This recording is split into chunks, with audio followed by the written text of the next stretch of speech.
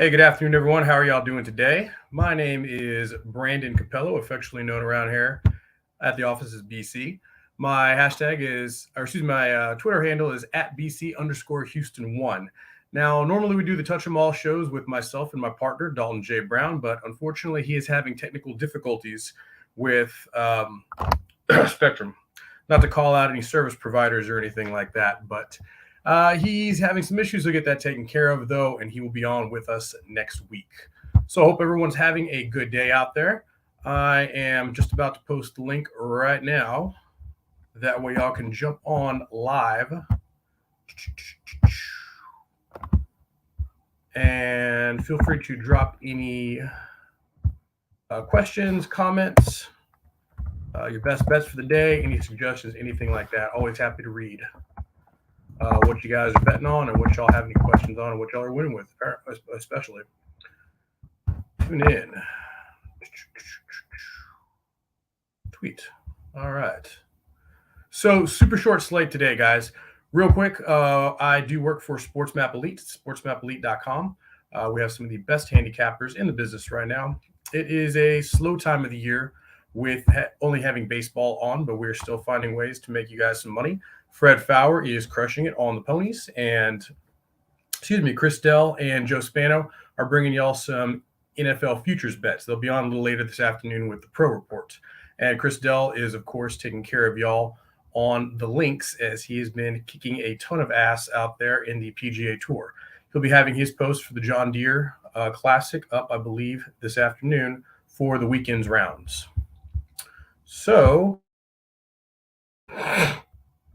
So without further ado, let's go ahead and jump into today's card. Starting from rotation numbers, Las Vegas rotation numbers working top to bottom. We're going to kick today's afternoon card, or evening card, I should say. Be afternoon for me, evening for y'all, perhaps. But 951 Braves are plus 135, visiting the Phillies, 952. Phillies are minus 150 favorites. The over and under is set at 8.5. So I'm going to move through these pretty quickly. It's a short card, really not a ton to bet on, really not a ton to talk about. I do see some opportunities here. I do have some action on a few of these games. I'll be happy to share all that with you and just give you a brief handicap of how I'm looking at it. So I like the Phillies to avoid the sweep here. They've been on a bit of a, I'm not going to say a slump. They've definitely been cooling down, though, on this particular stretch against the Braves. Harper being out for a month obviously isn't helping things. It's a contributing factor, but I think there's a really good get-right spot versus Ian Anderson. Anderson's been mediocre at best. He's coming off a really rough start against LA in which he got hit 6 times for 4 earned. Now, you'd say that's the Dodgers, so it's probably going to happen, but the Nats hit him just as hard 2 starts before that. I'd say the biggest concerning issue we have with Anderson is that he's issuing 12 walks in his last 4 starts. So he's been issuing a ton of free passes. He has not been getting swings and misses. And the Phillies are a team who I don't believe, as I said before, that bats have cooled off. But I do think they do need a get-right spot, and I think they got a lot of motivation here, being at home and trying to avoid the sweep. The Braves still don't have Kenley Jansen. On the other side, Aaron Nola. That's their ace. Lights out. Phillies have their full bullpen available, which may or may not be a bad thing. But Nola's peripherals and Nola's barrel and hard hit rate have all been outstanding. Full red on the baseball savant page. And the guy's been dealing. Problem is the Phillies have not been giving him a whole lot of run support. Excuse me. I want to say the Phillies have lost like his last 4 or 5 of 7 starts. So it's not been a good track record for Nola. But I think if there was ever a situation for the Phillies to avoid the sweep and the embarrassment at home, for them to get right as far as their bats, it's today in this situation versus the defending champion Braves and definitely against Ian Anderson. So I do have some action on this game. I do like the Phillies money line, so I will be playing that. And I'm real small on the first 5 under 4.5. My only concern there is that the Phillies just get after Anderson, but I think we might be looking at that maybe a little later in the game. So Phillies money line in first 5 under 4.5. And moving on. 953 Brewers minus 120 at the Pirates. 954 Pirates plus 110. The over and under is juiced minus 120 over 8.5. So I talked about this game a little bit while I was on the air with Fred Fowler and Greg Franks on Fred Nation. I'm on the crew today. Winners of 4 straight, 10-12 overall. perfect 6-0 against the Pirates at PNC Park. 5 of those wins were in PNC Park. Adrian Hauser, not a bet on pitcher. Excuse me. 4.5 ERA, 1.5 WHIP. His ERA and his WOBA versus expected is within proximity. It's like 2 or 3 tenths of a point. So it pretty much laments exactly what he is. What you see is what you get with this guy. There's not really a negative regression that can happen. There's not really a positive either. So good middle of rotation guy. That being said, if you look at his history, which he's not faced the Pirates yet, that's typically an angle that I like to play when a pitcher, especially a veteran, even a rookie for that matter, sees a lineup for the very first time in the season. Typically, it's advantage to the pitcher. But if you look at his last year's game log against the Pittsburgh Pirates, he's pretty much been owning them. 2.25 ERA, sub 1 WHIP, 0.96. Current roster of the Buccos only has 2 players that are hitting over 260 versus him, and Brian Hayes and Brian Reynolds. And they've seen him combined 26 times through their careers. So he's done a pretty good job keeping down 2 of the better hitters on the Pirates lineup. They're going to counter with JT Brubaker. He's been better than previously seen. He wasn't ever a bet on pitcher because the Pirates have never been a bet on team, really, at least in the last 3 seasons. He's allowed 4 runs and 2 walks. When he saw Milwaukee last, that was in Wisconsin. They took the loss on that one. That was in mid-April, April 16th, 17th, I think. He's got an over 4 ERA, 4.06 across 6 starts at home, and the batters are hitting 258 against him, combined BA. So he's getting hit hard on top of that. 38% of the time, qualifying for hard hit, he's getting barreled up over 8% of the time. That's not great. And that's especially not great because the Brewers have been crushing right-handed pitching right now. 6th in OPS. Pirates are bottom 5 in the league. It's a really cheap price because I guess Vegas doesn't have a lot of confidence in Hauser. And that's fine. I think that the Brewers have the more favorable hitting and pitching matchup. They're the hotter team, and they have an extremely strong trend history that points us to what should hopefully be a Brewers win today. So I am playing the Brewers first 5 money line as well as the Brewers money line. So hopefully they get it done for us out there in Pennsylvania. Next up, 955 Reds plus 120 are going to be seeing the Cubs at Wrigley. Rotation number 956. The Cubs are minus 130 favorites. The over has been climbing. It's now sitting at 10, 10.5, depending on where you look. Juiced minus 115. So there's a possibility we might even be seeing an 11. I think we're probably going to be chilling there to 10.5 is my guess, though. That fluctuation, that steam is all pretty much due to the weather. The longer it goes in today, the more it's starting to look like that breeze that's blowing straight out to center is going to be more and more significant. It looked like an 8 or 9 mile an hour wind this morning. Now they're talking about 14.5 miles per hour around first pitch. So that's significant. Why it's significant? Well, why I think that it lends to my handicap is because the Reds are running Graham Ashcraft out there. He was their 7th or 8th best prospect, in their farm system. But since they brought him up, he's been dealing. His peripherals are 3.23, expected, 3.5 FIP. He's only walking 1.5 batters per 9. And his barrel percentage and exit velocity is bottom 25 in the entire Major League Baseball for qualifying starts. He doesn't strike a lot of guys out, but he's getting guys out by inducing the ground ball. He has the best ground ball percentage of qualifying pitchers, getting a grounder 57% of the time that the ball hits the bat in a contact event. So that is impressive. That plays well for the current conditions over at Wrigley.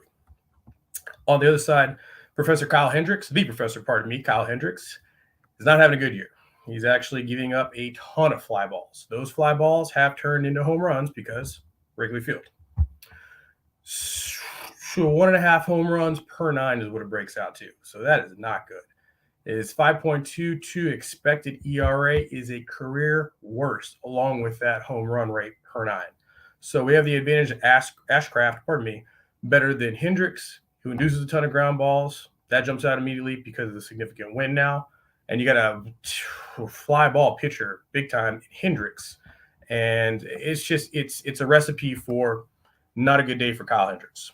So that being said, I am on the Reds first 5 money line. It's even, so the price is right. And I really like the Reds team total. I think they really get after Hendricks, and they get into that very poor Chicago Cubs bullpen.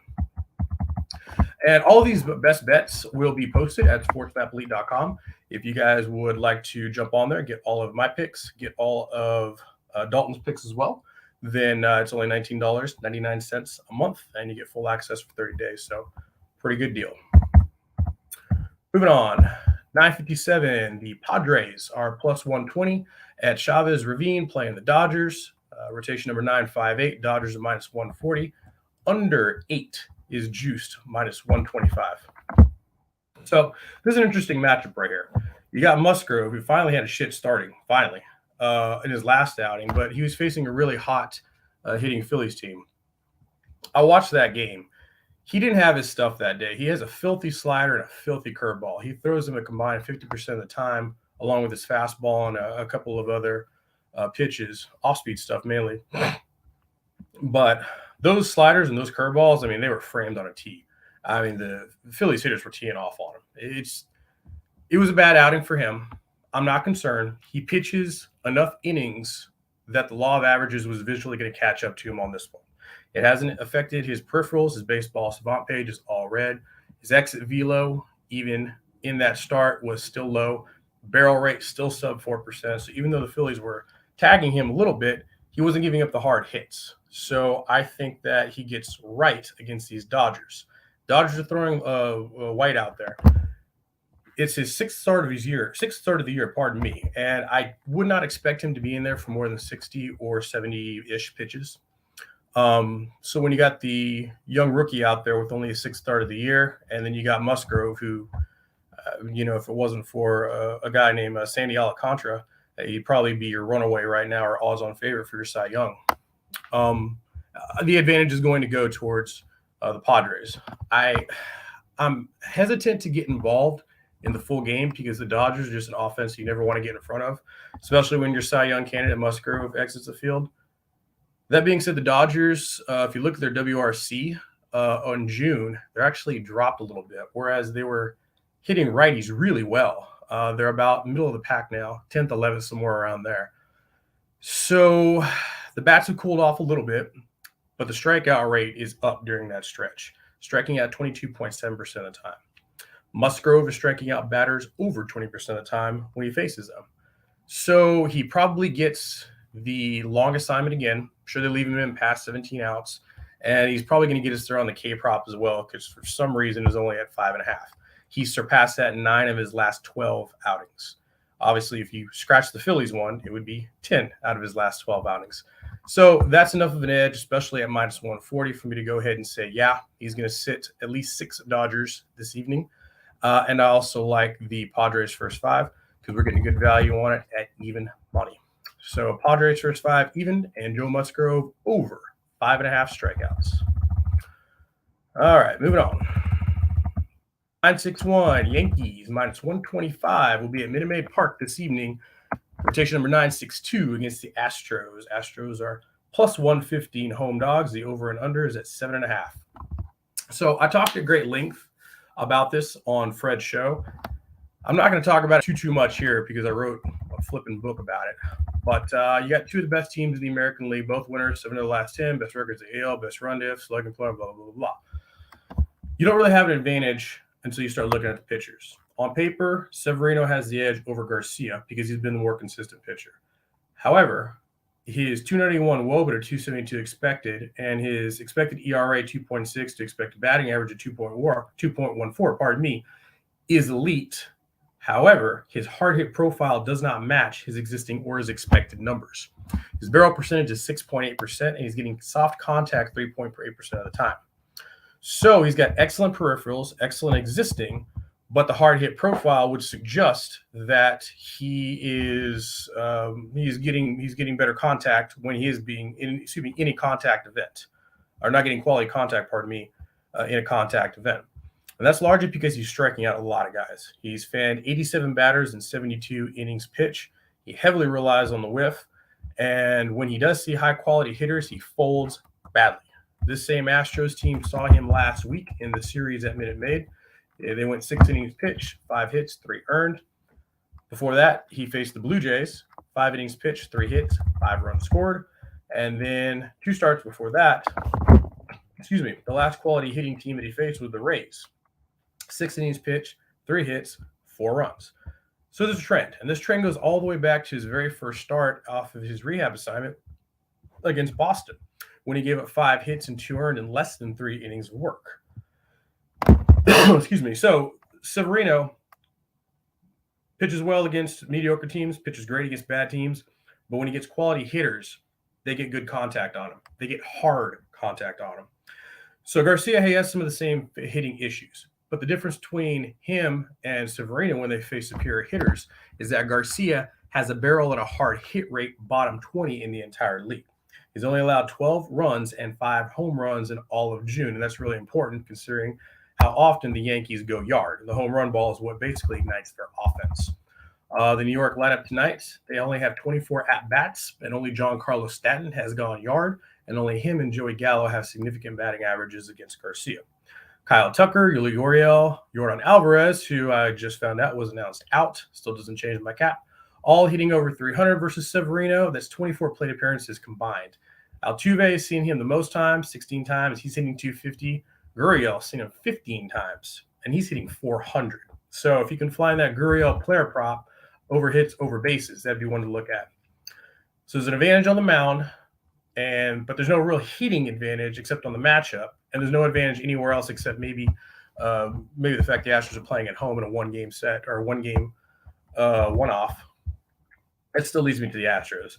I'm on the money line, first 5 and game, and I like over 7.5. I think the Astros are probably going to, I think the Yankees are probably going to put some runs up on the board. I like the Astros to put up more, though. I think we get over 7.5. And then I also think Luis Severino is going to have a shorter than usual stint. I'll take him under 17.5 outs. And again, guys, I'll be posting all of this on SportsMap Elite, $19.99. Gets you full access and all the picks. All right, guys, last 2 games. Let's wrap it up. 963 Rays, plus 125. 964 Blue Jays will be in Toronto.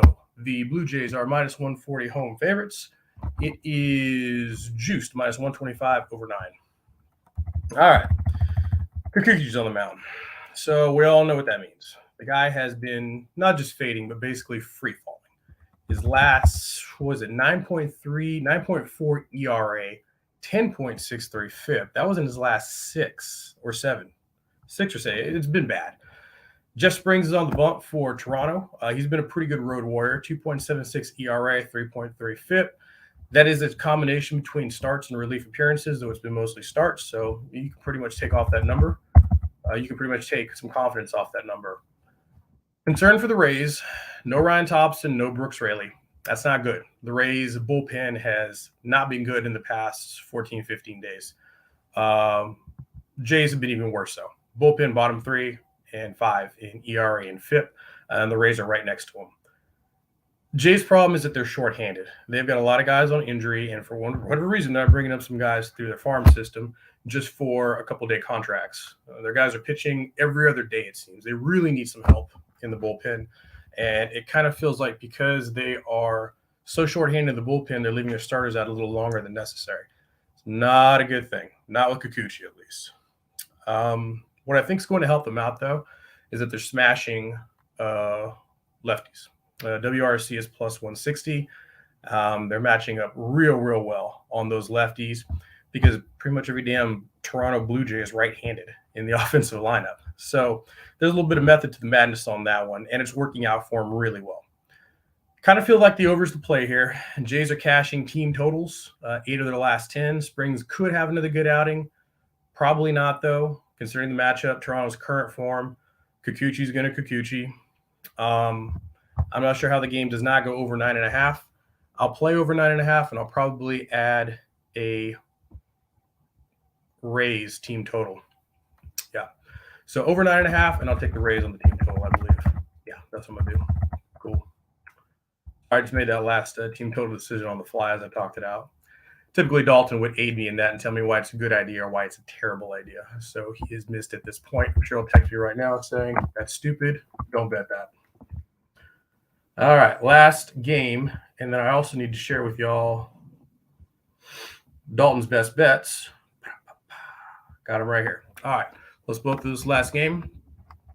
It's going to be Rotation number 965, the Oakland Athletics are plus 190 visiting the Mariners. Plus 96. Excuse me. Rotation number 966.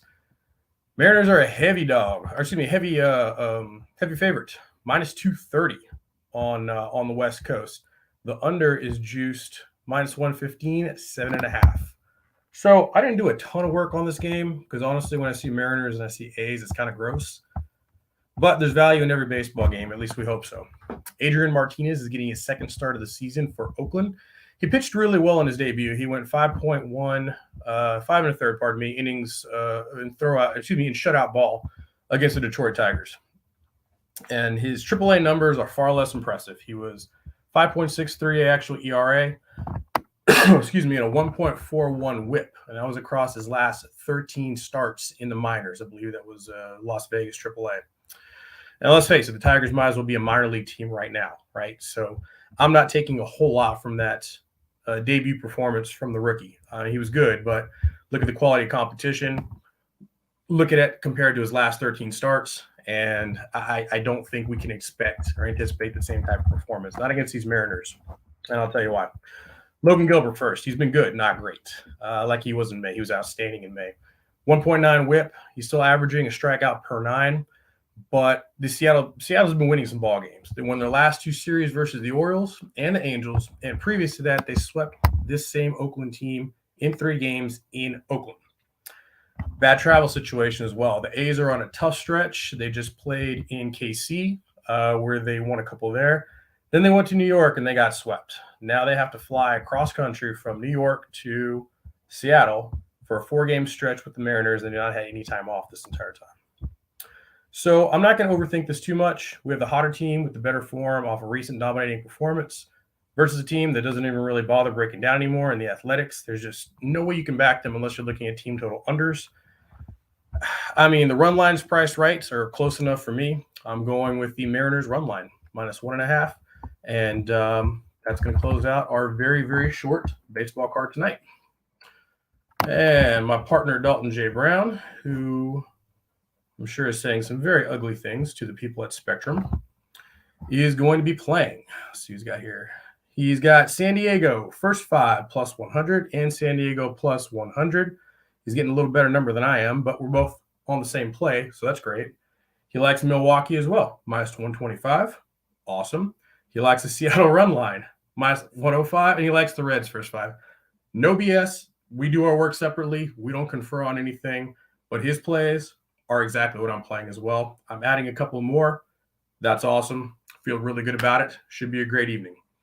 All right, guys, that's all I got for you. Dalton will be posting all of his stuff. I will be posting all of my stuff. If you would like access to that and all of Fred Fowler's horse picks and all of Chris Dell's golf and upcoming NFL props and futures bet, then the website is sportsmapelite.com. $19.99, all access, 30 days. Hope you guys enjoyed the show. It's been fun. Hope you all have a great weekend, and good luck tonight.